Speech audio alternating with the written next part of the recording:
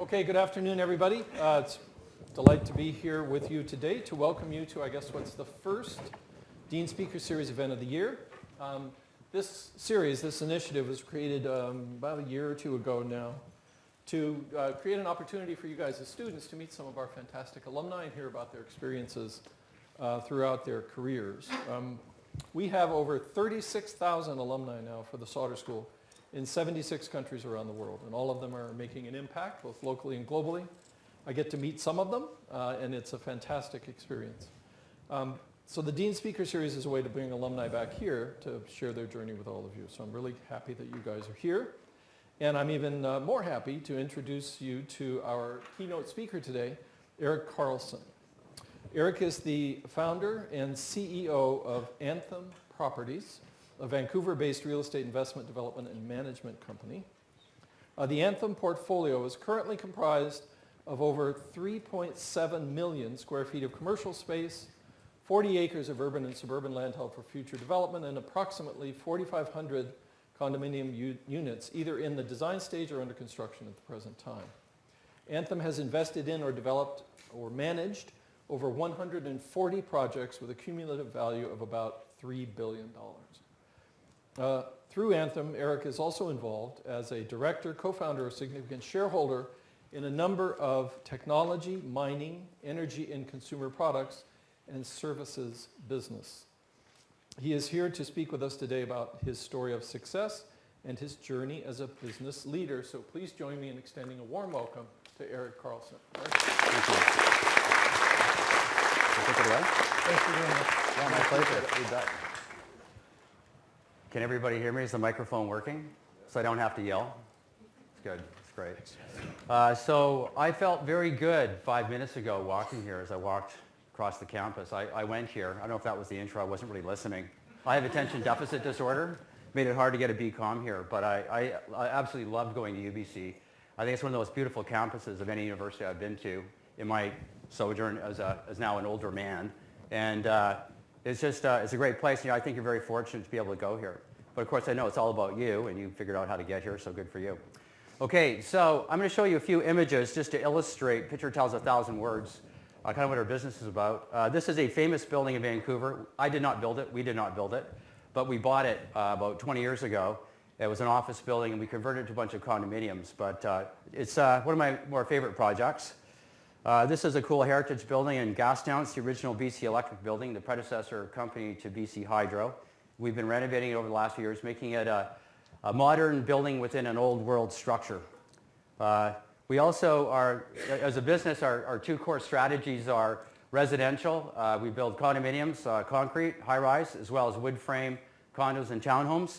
But our core income property strategy is to pursue food-anchored shopping centers. So we build shopping centers, we build homes, we do mixed use, and we put them together. We didn't always do that, but that's currently where we're at now. There'd be an example of a drugstore in a food-anchored shopping center. The magic formula is we call it food, booze, drugs. You want a shopping, like in a shopping center, if you have a food store, a drugstore, a liquor store, and then maybe a Starbucks and a bank, that's a pretty good income stream, which is what income property is really all about. It's about the space, but it's also about creating kind of a quasi-bond, if you will. This slide shouldn't be here. They sell guns. We don't do that.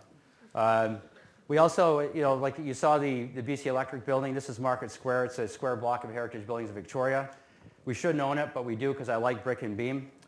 The other thing we should own is the Save on Meats building. If you go to Save on Meats down near Gastown, it's a great place for a grilled cheese sandwich and a bowl of soup. And it's in a cool old building. Here's an example of our townhome project that we have recently completed. Another one we've recently completed. And this is in Victoria, a combination of a heritage building, which you can see in your lower right-hand corner with the new modern condominium above it. We call it Union because it's a union of East and West because it's in Canada, but it's in Chinatown. It's a union of old world forms and new world structures. And I just think union is a cool word in the non-political sense. This is an example of a project. We've actually finished 3, even though this is a rendering, we have finished 3 of the tallest high-rise, and this is in Calgary. It's on the Bow River, for anyone here from Alberta. There's a huge flood on the Bow River a couple years ago. I don't know if you remember that. It was in the news a lot. This building is like about the 200 meters, the buildings that we were completing about 200 meters, not even 150 meters from the Bow River, and it didn't leak at all, even on the underground parkade, because the systems work so well. I'm quite proud of that. This is a mixed-use project with food store and retail in Lonsdale, North Vancouver, with a high-rise in the back. And this is our Rockstar project, Station Square, Metrotown in Burnaby, that we are developing, and our joint venture partner is BD Developments. You may have heard of BD. They named the other business school at another university that we won't talk about, because this one's way better.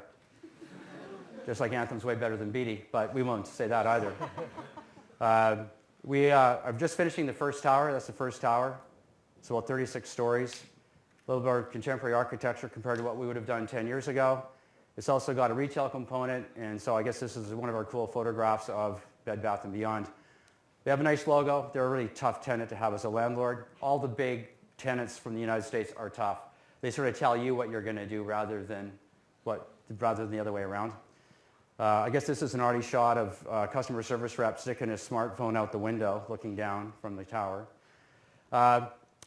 This is just an image, obviously not a finished piece of real estate, but this is also Station Square. If you look at, again, in your sort of middle right-hand corner, there's a building, a model of a building that sort of has a zigzaggy roof line. That is a 48-story tower. They'll go on our last phase of that project. And we're just trying to figure out how to, it's pretty crazy architecture, which means your construction costs go up. So the battle is design development and doing what you think is cool versus making money, because we're a business and it's not just about building stuff. But we get caught up in a moment with our architects, and they certainly don't care about that as much as we do. Okay, in addition to Anthem Properties, several years ago we acquired a company out of Alberta called United Communities. They are sort of land developers. They help extend the size of the city. It's a controversial business. With a whole new urbanist thing going on now, where people are moving into the city where you live, work, and play. They're sort of, and Calgary's still got a bit of the old world model of, the city grows in concentric rings and you build suburbs and people move further out in the suburbs where the houses are cheaper and then drive to work in urban nodes and downtown cores. And so what we're doing is we're bringing our Anthem Properties sort of new urbanist experience like you saw in Station Square. We're trying to inject it into United Communities to do smaller developments closer in, or bigger, newer suburban developments, but centered around, I'll call them suburban villages, where you could have some multifamily even way out there, where you can get senior citizens living with young families and all of that. So it's our big next bold phase in our corporate development. This is an example of one of their subdivisions. I like architecture, so but I like the challenge of this company. So we have ways to go on it.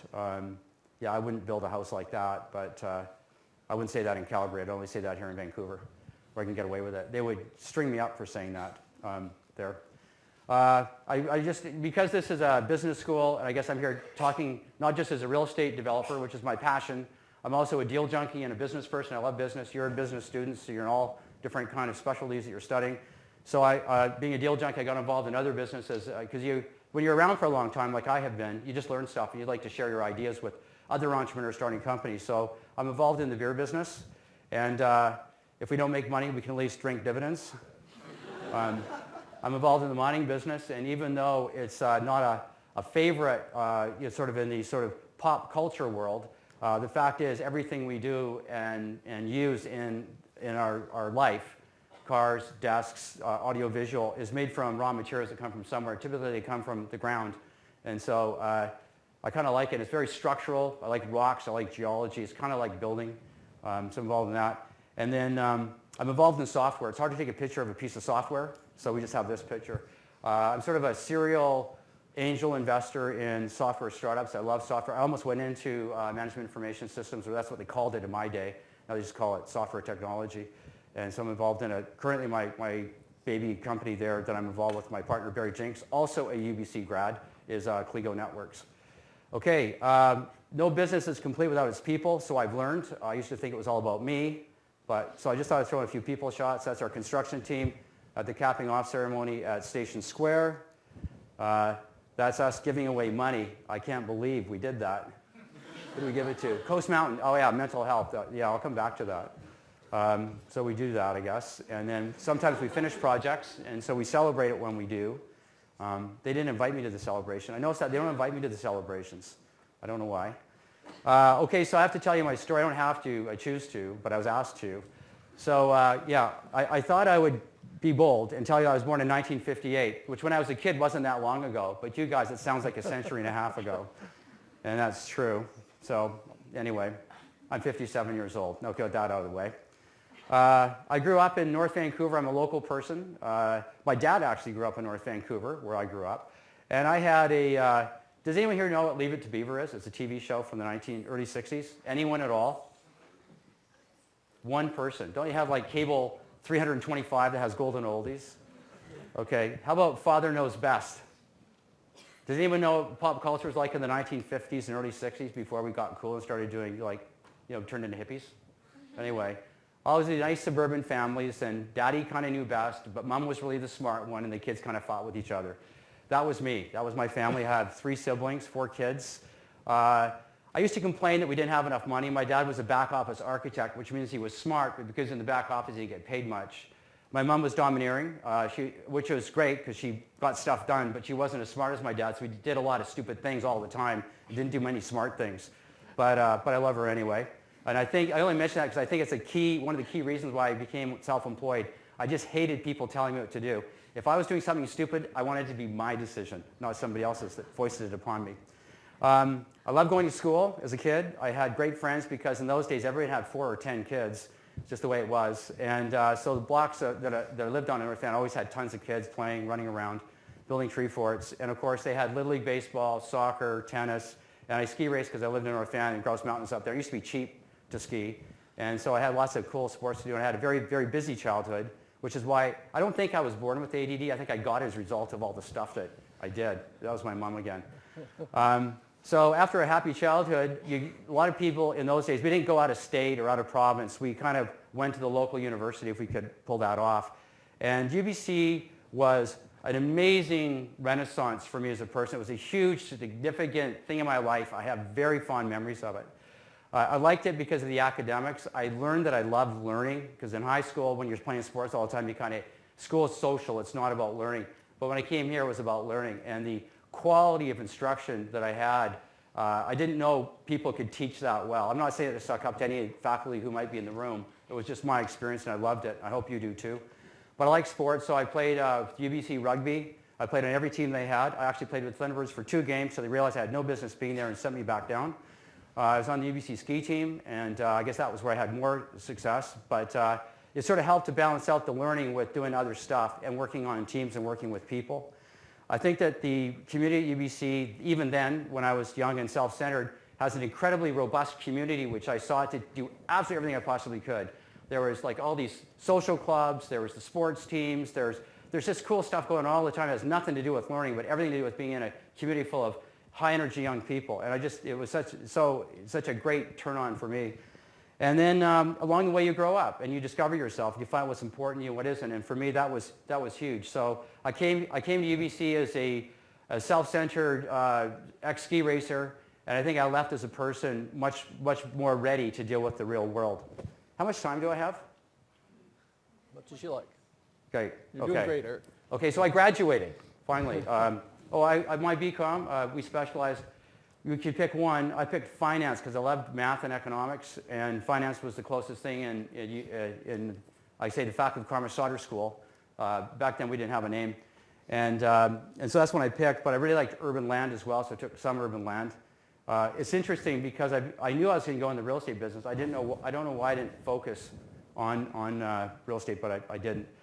But anyway, I graduated in 1982, and I know that a lot of you, what year were you guys typically, you people, typically born? What would it be, like 20 years ago, 2015? So 85, 86, kind of in there? 95. Yeah, of course. Yeah, I'm a developer. I round, and I have smart people who always do the math for me.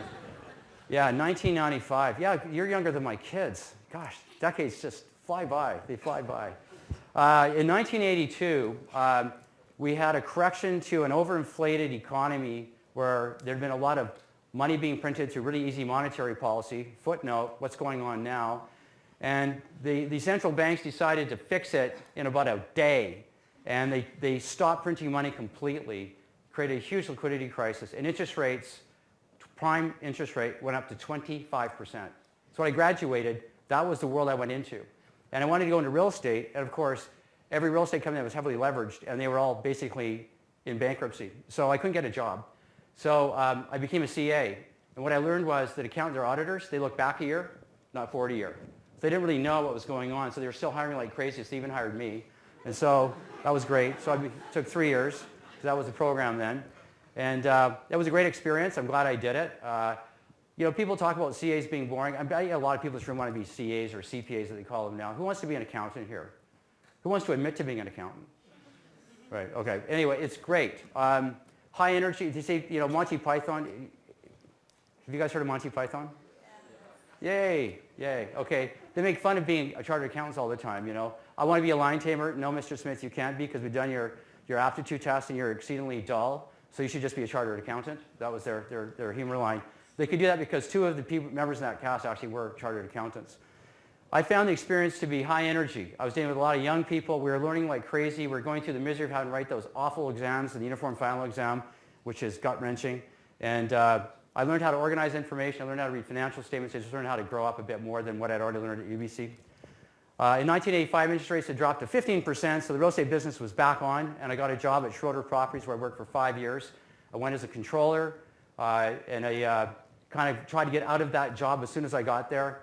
About 5 years later, I was like, it was a small company. I got there 5 people. When I left, there were 40. We were shopping center developers. I was the vice president and general manager, and it was a great learning experience, but there's some bad things going on there, bad habits. Back in those days, people drank a lot, and it didn't have a healthy culture. I didn't know how to articulate then. I just knew I wanted to leave. And I felt like I had all this energy, all this passion, all this motivation to give, and it was getting squandered there. Felt like I was stuck in first gear. So in 1990, which was another little mini recession, I quit and started what is now Anthem Properties. And it was an exciting time because you go, freedom, baby. But with the freedom of owning your own business comes obligation, and the obligation is paying for everything yourself rather than having Rod Schroeder pay for it. I had a $50,000 line of credit because I actually got paid well at Schroeder Properties. And I used that to start the business together with a couple other people. We started sharing some deals where you buy buildings and fix them up and try to add value to them. But I ran out of that $50,000 line of credit within about 6 months. And that's where I give rise to my concept. I call it puke in the back of your throat. And that is, you still have to pay for your lifestyle. By then I had a little kid. I was married to my high school sweetheart. I went to my university sweetheart. Nice little cute story there, which I'll leave. She's still with me, barely. And I was looking at her. I was looking at my little kid. He's running around in his diapers. He's happy. He's watching Peter Pan on the big video cassette machines we had in those days. They cost like $2,000 in those days. Now they're free. They don't even have them. You just download 1-800. Well, not even 1-800. It's just like whatever. Anyway, I had a moment. I was ironing my shirt because it was cheaper not to get them cleaned by a cleaner. And I knew I was out of money. And Christmas was 3 weeks away. And I went, I'm done. What have I done to my family? And I literally squatted down on the floor. It was a wave of nausea went over me. And but what do? You know, you're committed. You can't exactly go back and get your job. I wasn't going to do that. And I got lucky and we closed the deal 2 weeks later, and I got some money, just enough to keep going, and got over that. But I thought that was a worthy concept. I don't think they have that course here at Sauder, tasting puke in the back of your throat, but they should. Okay, and so we got through initial startup stage. What did I do? I didn't know it. Like, Vancouver's a tough real estate town in the early 90s. Interest rates were high, a bit of a recession in Canada. Real estate was very expensive. It was still a very provincial city then. But I read a National Geographic article, and it talked about the savings and loans crisis that was sort of going on in the late 80s in the United States, where there's a huge liquidity thing down there. I'll spare you the gory details. But the bottom line is, a lot of banks owned a lot of real estate. They took back on foreclosure. Then they themselves went bankrupt. And so there's this massive amount of real estate available for anyone who could put together any equity to buy it. So I got on a plane and I flew to Denver and I went to visit some real estate brokers and I bought an apartment building. I had no money, but I had a credit card and I had a little bit of cash and I had some friends who had some cash. Not a lot, just a little. And we found a way to tie up a piece of property. And as the economy recovered, that piece of property went up in value. We managed to find aunts, uncles, cousins to buy it, purchase it. We renovated it. We added value. The income went up. We sold it for a profit, took that profit, go to the next step, and continued on that cycle of buying apartments from bankrupt banks for about 5 years. And we did it all over the United States. We did it in Denver. We started there. Then we flew to Phoenix, set up an office there. Then went to California and did it there. First me, then meet another person, and meet another person, and another person, and another person. And over that period of time, probably grew to about 50 people. And we did it by taking our energy level as very young, motivated people and boldly going wherever we felt we needed to go. We had unbelievable arrogance. I would go into meetings with 60-year-old seasoned business executives and talk to them like they were children. I don't think that was the right thing to do at the time, but it gave me the confidence, the moxie to do things that people my age normally wouldn't do. You wouldn't normally, I wouldn't have had the courage to do what I was doing otherwise. So it was a busy, crazy, fast time. By the end of that, we probably had 5,000 apartment units. We had lots of land that we bought out of foreclosure. We owned some office buildings, and we were trying to figure out what to do with it. So we decided to mature and grow up and become less arrogant and become more of an organization. We got listed on the Toronto Stock Exchange on the senior board, not the junior board. And that was a whole new world. That's not about real estate. That's about regularly communicating with institutional investors who are not entrepreneurial. And it changes your whole business plan from go add value to real estate to go suck up to investors so they keep giving you money. And it was a real dichotomy of trying to pull all that off. And what made it worse was we shifted to being developers. Instead of buying apartments from Resolution Trust, we would buy land, rezone it, build buildings, add value. But your quarterly income statement sucks because you're not creating income every quarter. You're creating it once every 4 years. These big lumpy things where you build, capitalize all your costs, sell it if you choose to do that, get a huge hit of income. And so analysts had a hard time following it, so it didn't work out real well being on the stock market. And the other thing I realized is by the time we got to about 70 people or so, that man, it's about the people. And I didn't really get that. When I told you I took finance because I like math and economic theory. I like people. I hate managing them. I hate leading them. I want to just do whatever I want and just go do it. And you have this organization. I remember turning around looking at this organization one day in a meeting, and someone said, "Where's the human resources policy manual?" I went, "Who are you?" Right? And but that's when I realized that they needed it. And I ignored that for another year or two. Like I was kind of a 1980s child. You guys must have heard of Ronald Reagan. Nodding heads. I love that guy. Because he was all about kick-ass. Let's go get stuff done. Let's have individual initiative, all that stuff. I don't know what the benefit of hindsight and maturity that I don't necessarily agree with everything he stood for today. But at that time, it was great. I loved the 80s. We wore suspenders. We had slick back hair. Who watched the movie Wall Street, Installment 1? Like, right. You want a friend, buy a puppy. That was me. I loved that. And so the HR thing didn't really work for a long time. And people to me were tools, resources. You would engage resources to go get stuff done. But they weren't part of my family. They weren't my friends. They were people I paid. I kind of liked them, but I didn't really think about it. I was so caught up in just growing the business. So in 2002, I broke my leg skiing. But it was spring break. My kids want to keep skiing. And so I stayed in the cabin, and I read a book that Jack Welch from G Capital wrote. You guys know who Jack Welch is? You should. Even you. He's not that old. I guess he's pretty old, but his ideas are where it's at, in my opinion. And that's when I realized it's not just about achieving organizational results and getting deals done. It's about having a vibrant culture of people that can help you get stuff done. Because if you don't do that, it's all on you. How big can you grow when it's all on you? You can't. You get stuck. You get limited by your own inabilities, the aging process, 24 hours in a day, 7 days in a week, et cetera. And that began the quest for me of becoming an organizationally driven business. So from 2004 to 2008, we're trying to be organizationally driven. We're trying to grow by leveraging the management team rather than leveraging Eric's energy or John's energy or Pat's energy. We're trying to leverage the team's energy. We've had a high growth in value because as you get bigger and you can keep growing at the same rate, you sort of get like this accretive, organic, sort of exponential thing happening. So I think the company has did quite well over that time.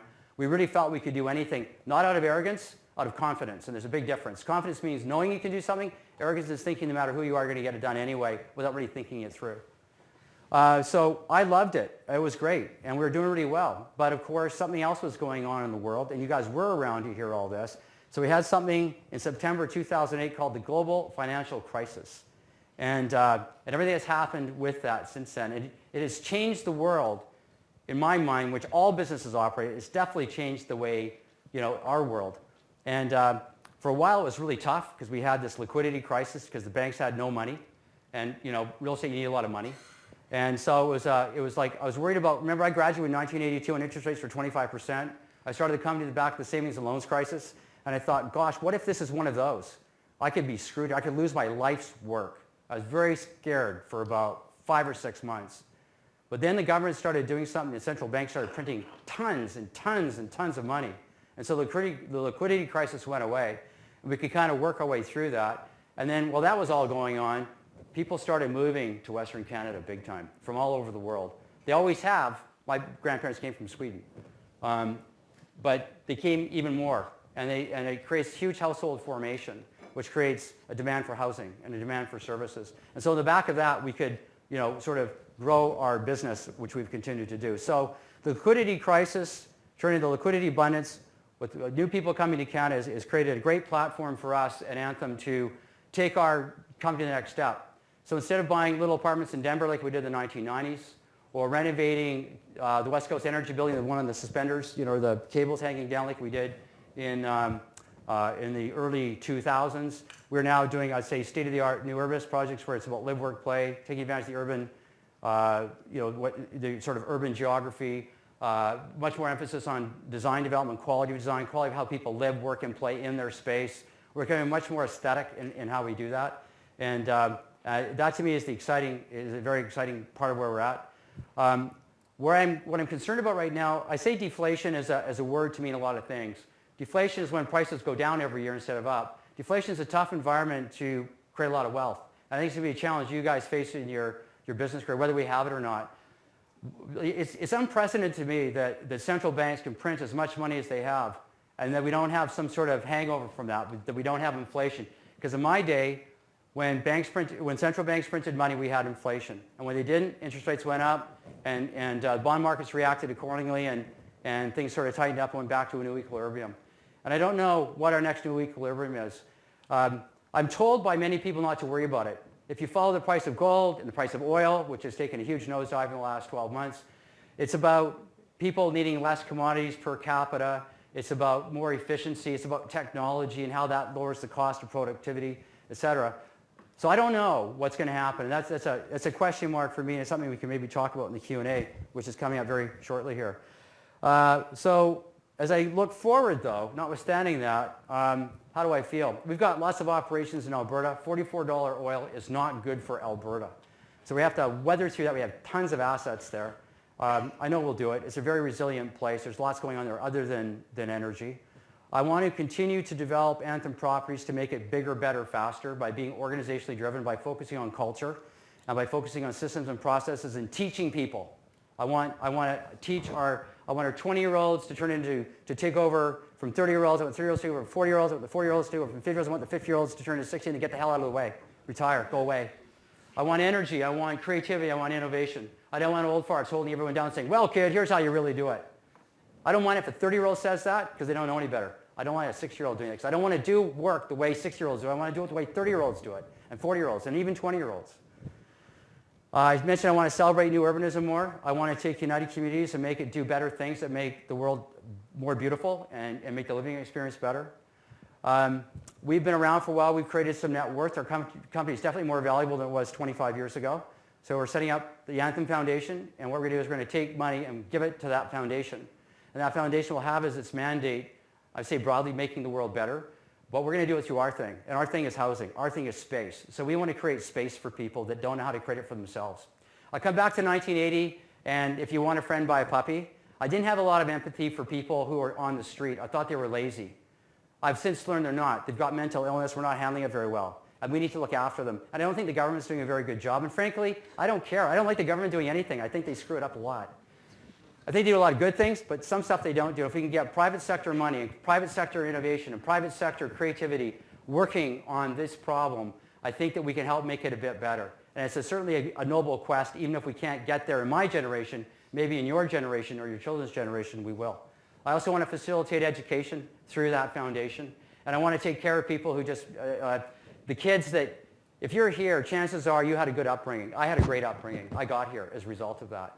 Some kids in this room may have got here through a lot of hardship. I want to make sure as many kids who have hardship as possible get here because we need great quality leadership. We can't take a kid with great potential and waste that potential because they grew up in a dysfunctional home, ill-defined.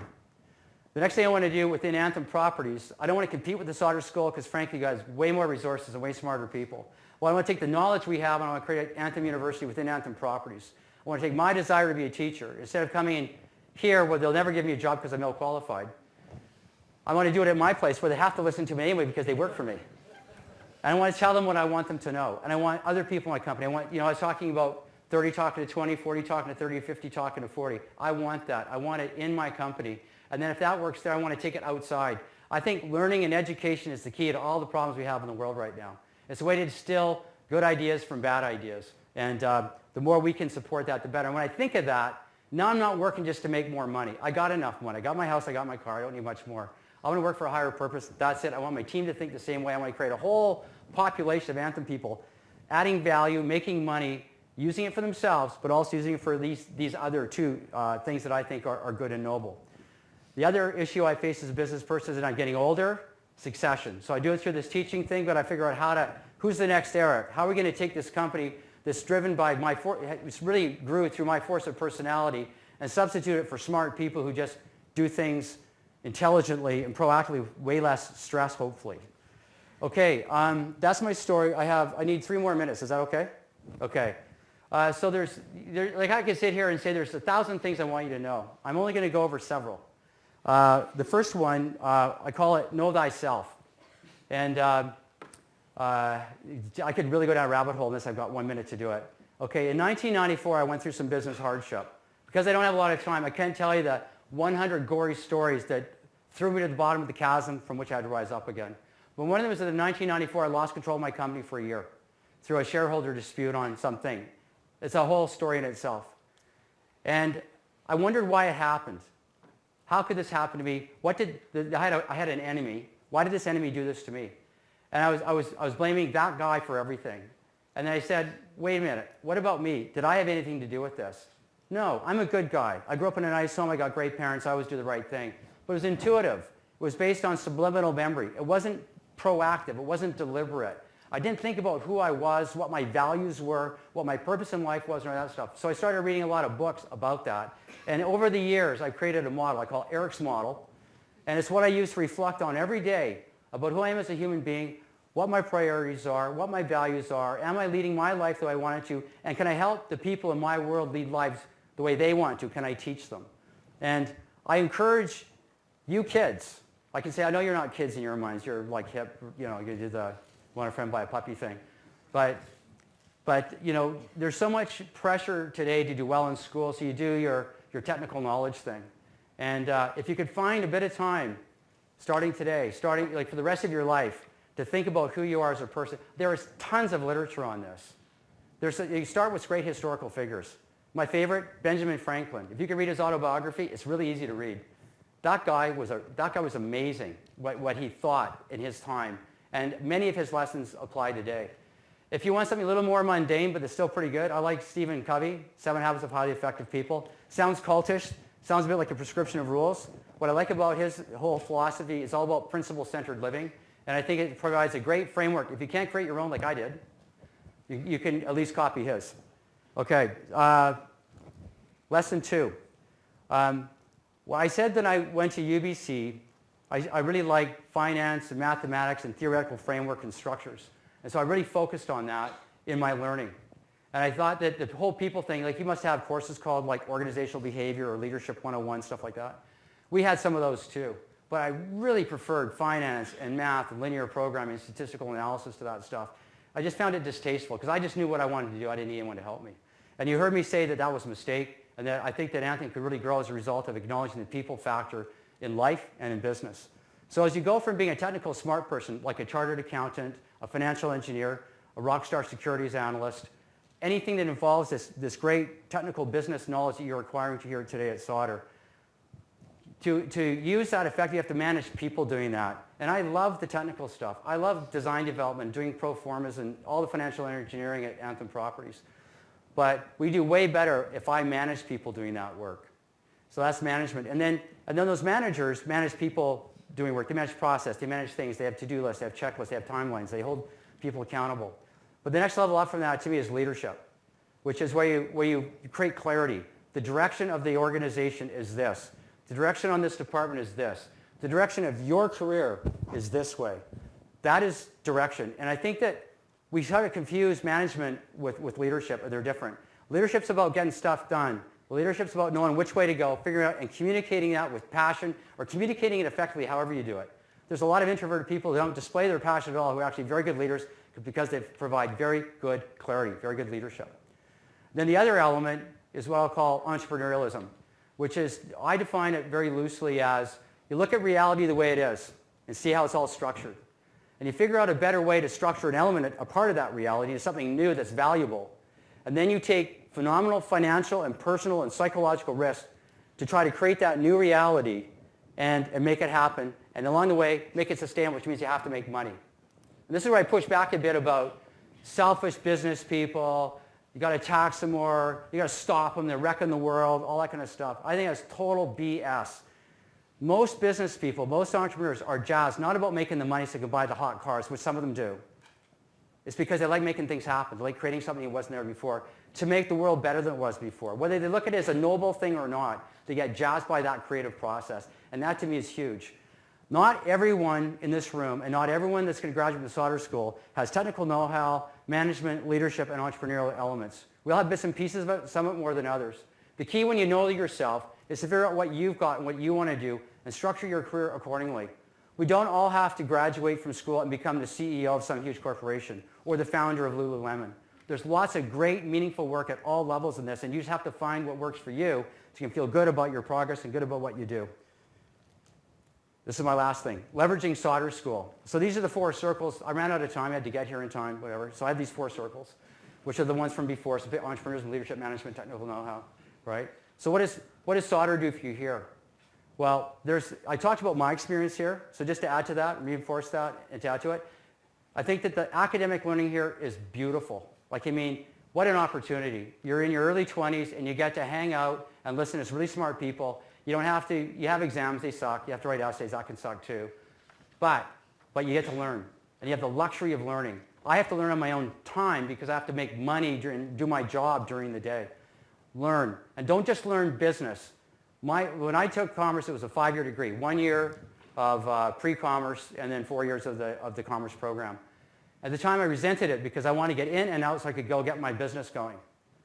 But in the benefit of hindsight, I realized that in addition to the cool technical learning I got in my commerce faculty at Sauder School, I learned a lot through my liberal arts electives: anthropology, sociology, history, English literature, reading about Benjamin Franklin, understanding what the great leaders in history went through to make their good things happen. Learn what the bad leaders did to make the world way worse so you know how to out them and fight that. Then there's the whole community thing I was talking about. Is Community Day here or something? There's booze everywhere. I don't know. It's always like that here, this vibrant, dynamic place. If you can find time to get outside of just being the academic student, whether it's the cool electives I was talking about or the cool business stuff I was also talking about, to join a social club, to get involved with a group of people doing something, to join a sports team, to get involved in intramural sports, get involved doing something other than just being a student. You'll learn how to organize, you'll learn how to work with people, you'll be on a team, and business is all about teamwork. It's all about getting, did I just knock this off? It's all about getting stuff done with other, I'll yell, with other, did I turn it off? I'm almost finished, crescendo. Okay, so get involved in outside extracurricular activities. And it doesn't just have to be at school, though it's a cool place here to do it. Get involved in anything that grabs your interest. And it'll help you take the knowledge you get and integrate it into your life plan that I'm encouraging you also to do by Lesson 1, Knowing Thyself. This is a phenomenal, fantastic time for you. Don't waste it. Take advantage of every opportunity. There's 1,000 opportunities out there. Okay, I'm finished. We have time for Q&A or use it all up? First of all, we're going to clap. Okay.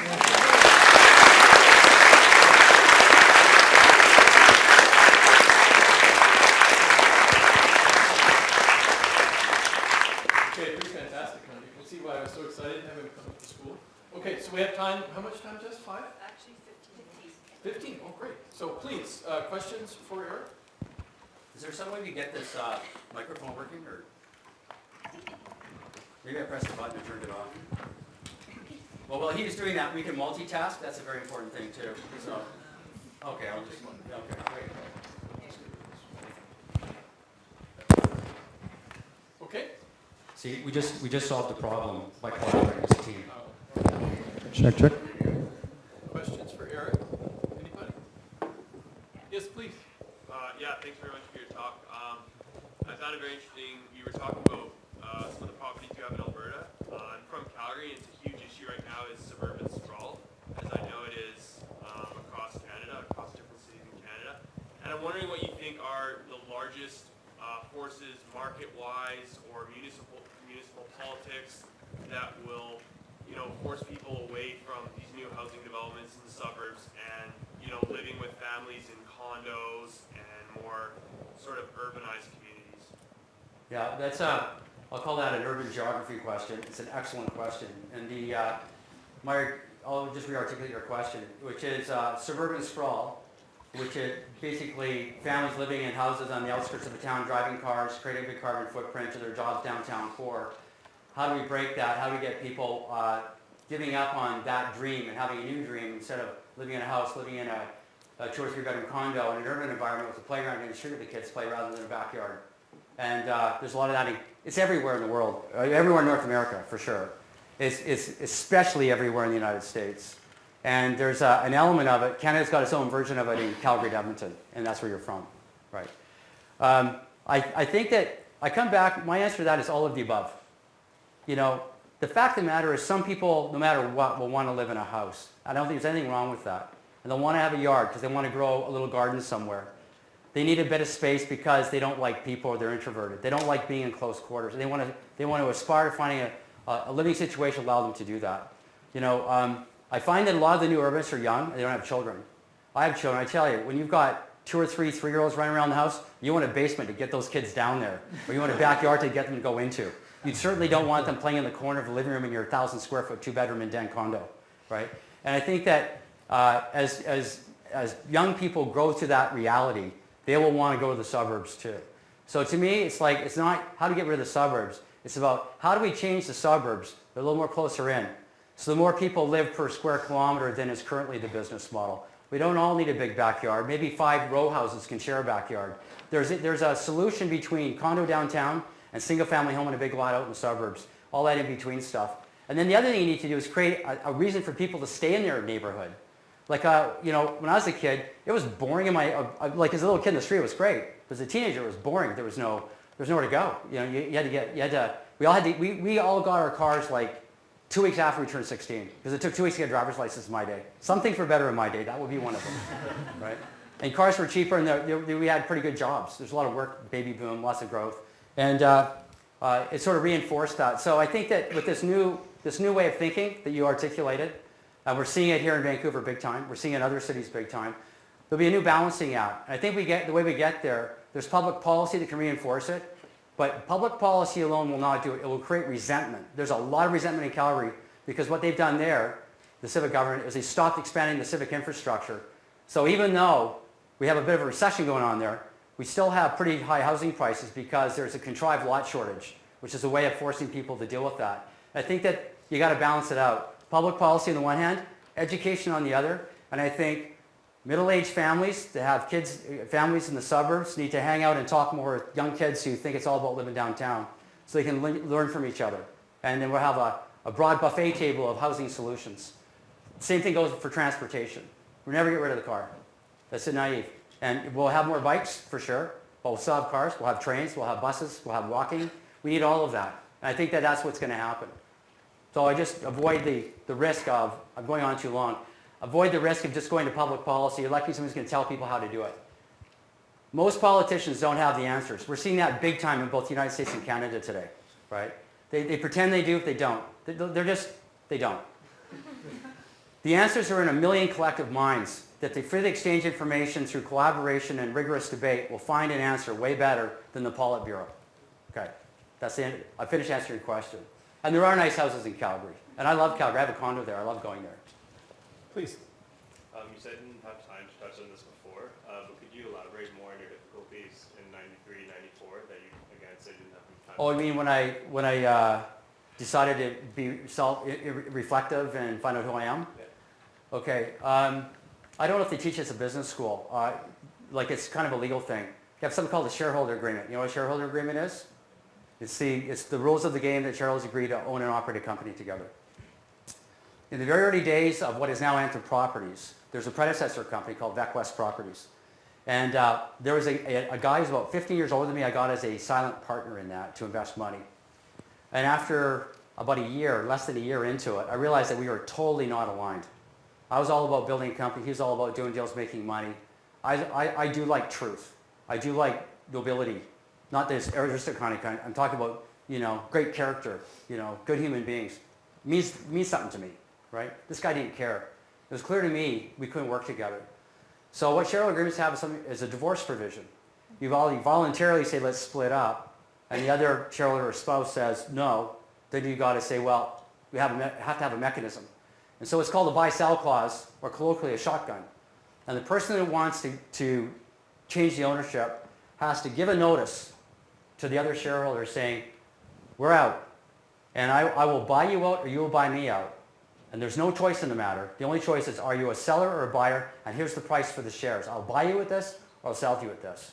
And I initiated that because there's no way that guy was going to go. I was a great deal. I mean, I was adding a lot of value. He was doing dick, right? He was asking for dividends already. Maybe like $50,000. When's the dividend? Are you kidding me? We need $100 million. We're not giving you any money, not for 20 years. That continues to this day, by the way. It's cheaper to borrow money outside the company, pay dividend, pay tax, and all that. That's another story. So I asked him if I could buy him out, because it's really my company. He had nothing to do. I built the team. It was like my family, And he said no. I said, well, if you don't, I'm going to initiate the buy-sell. I said, go ahead. So I did. And what happens when you do that, this big lesson for me is that, A, it's very hostile, right? And it pisses people off. And so they react emotionally, not just intelligently. He got very emotional. He made a bunch of lies about me, got people to give him money to buy me out, which he did. And so there I was. I just finally gotten my lifetime dream of my own company going. And it was mine, with my team. I was so happy that I had this. It was like probably one of the largest goals. I was just as happy with having that company as it was having my kids. It was that important to me. And now I'm out. I have cash, a tax liability, no employees, no team, no nothing. That was the I guess the challenge or the issue. But the day after we closed on that deal, I founded Anthem Properties. I hired, because I could get away with it, I hired all but 2 people from the old company. They all left because they hated them. And we just executed the business plan, and 2 years later we bought them back. And so it had a happy ending in the end, but it was 2 years of just misery. And it was like, by then we had 1,000 probably partners, financial partners, investors. They're like, what happened to you guys? Like, my money's not with you, it's with this guy. And now you're telling me that you left because you didn't like him. Now you've left me with him, and I'm here for you. What kind of a person are you? I had to deal with all that kind of moral dilemma, if you will. That's why we shadow managed and we ended up buying it back. So it all worked out. Are we almost out of time, Jess? Okay. Can I ask a question? Sure. So you talked a bit about, just now, about dealing with these kinds of ethical issues in your career. And when we got to meet in the summer, I was very interested in your perspective on these things. And I know it's an issue that we try to emphasize with the students a lot. So could you talk just a little bit about how you think about ethical problems and how you've dealt with issues like that? During your career? That's incredibly important. Do you teach integrity or? Yeah, we sure do. Yeah, we certainly try. We hope they come in with a little bit of it. Yeah, and leave with a bit more. Yeah, and leave with a bit more. Because they're involved in their community and they learn from other people. My personal values, which I define, let me see if I can remember that under this intense pressure. Individual freedom, passion, integration of knowledge, creativity, do the right thing. It means everything to me. So in my company, that translated corporate values of say what you mean, do what you say. So we do that for a couple of reasons. One reason is because it's the right thing. It's just, I like it. I want to work with people like it. I don't want to work with people who lie, cheat, manipulate, steal. Don't like it at all. It's no way to get ahead. It's just, you feel terrible. You just don't feel good. And the purpose of life actually is to be happy.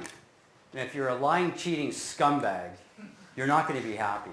You might be angry, you might be rich, but you won't be happy. So that's the main reason to be honest. Okay. And then in business, you get tested. Because it's like, well, if I tell this little white lie, it might save $1 million, right?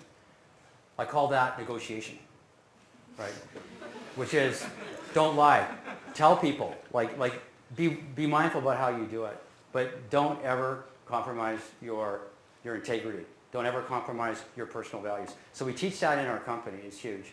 Now, there's another reason why you do it. It's just good business. Even if you don't believe in it like I do, it's good business. You can't get business done. You cannot grow a company if people don't trust you. And if you lie, cheat, and steal even a little bit, you'll earn it. You'll wear it. People go, can't trust that guy. And so you'll see half as many opportunities. You won't be able to hire the good people because they'll done their research. They'll know that it's not a good organization. So it's good business to be ethical, and it makes you feel good to be ethical. And so we reinforce that through our informal education. At an Anthem University, we will for sure have integrity. That's great. Do we have time for one more, Jess? One more question, please. We spoke a little bit about the time where you went public with the company. I'm just wondering, as you look to move on and see the future of Anthem companies, is going public something that you would be interested in, or do you want to keep the mandate to be specifically private, and if so, for which reason? Yeah. I'm glad we went public when we did. It was a phenomenal learning experience. I always wanted to walk around Bay Street, wearing a suit and a tie, raising money, having lunch, talking investment bankers. And it's a pretty cool industry, the good part of it. And it was a great experience. I think, if you're talking about, what you're really talking about when you go public is how do you finance your business? There's a lot of sources of capital. Like in our industry, you borrow conventional mortgage debt from life companies and pension funds and other institutions. There's mezz debt from quasi-hedge funds. There's equity in all shapes and sizes. But there's private equity and there's public equity. There's all kinds of forms of both. Public markets are a scary place for me these days. It's very expensive. The compliance is huge. So you pay huge lawyer fees to write prospectus and to cover your butt. The boards are being told basically to run the company now. So it's getting confusing whether boards run companies or executives, management teams run companies. Sarbanes-Oxley, I don't know if you studied that in finance. Noble objective, let's keep the psychopaths out of public markets. You'll never keep a good psychopath out of anything. They're smart, clever people, and they're despicable. They're just genetically wired that way. They'll always be there. Sarbanes-Oxley will never catch them. Sarbanes-Oxley will do a really good job slowing down good people. So I avoid public markets unless you need a massive, massive amount of capital. Mining needs public markets.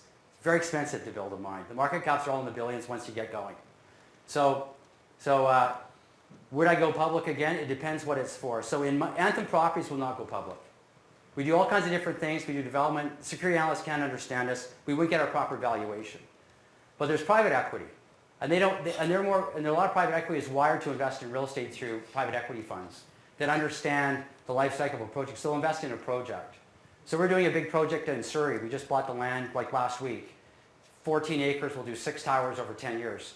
We did that with an institutional bucket of capital, private, from Toronto. The total capital cost of that project over 10 years will be about $1 billion. And we'll need $250 million in equity, and it'll all be private. And it'd be faster, easier, everyone will make more money, be happier. But if we were a REIT, we wanted to pay our shopping, I'm getting too much detail. There's a place for public markets. There's not as much of a place for there used to be. It still is. You got to be really big and really easy to understand. And I'm complicated, so it's not going to happen. We have one more, this guy right here. Do we have time for one more, Jess? When are we going to get kicked out? We're on a program here, Okay. Jess says this is the program. Quickly. Yeah, let's do it. Quick. When you're shifting Anthem Properties culture to be more people and culture, how did you overcome the resistance of your members that would have preferred the status quo? Sorry, I missed the second part of your question. How did you just manage that change and overcome resistance? How do we change from being deal-driven to being organization-driven to being a culture of people? It's deliberate. I read a lot of books. I talk about it a lot with my people, and we reinforce it through you hire consultants, So we have spent a lot of time on Anthem culture, talk about it a lot. But it's a real challenge because the real estate business is very technically oriented. If you come back to these circles, see if we can go back. Technical know-how. We have technical know-how rock stars in real estate. Financial engineering is huge. These guys make hundreds of thousands of dollars a year being technical. They hate management, they hate leadership, and they leave the entrepreneurial stuff to me. But the financial engineering, the design development, the approval process they have to go through to get permits, very technical, very knowledge-based, very much one or two people doing it at a time. And so it's a real challenge, but we're doing it and we're going to get there. And I was saying to Jess when we were walking over here, we actually are looking for a chief people officer for the company. And why I say that is we're not looking for a director or manager of HR. We're looking for somebody from the C-suite, somebody at level who's in my world, who thinks about people the way I want the organization to go, will help drive that and reinforce what I'm doing. So when I get run over by a bus driving home from here, the company will carry on with that initiative. Okay. Well, we don't want to end on that note, but actually... yeah, but I'm a good driver. So I have two things to say. First of all, we have a very small token of our appreciation from the students to you. Great. And secondly, I want all of you to join me in thanking Eric for a fantastic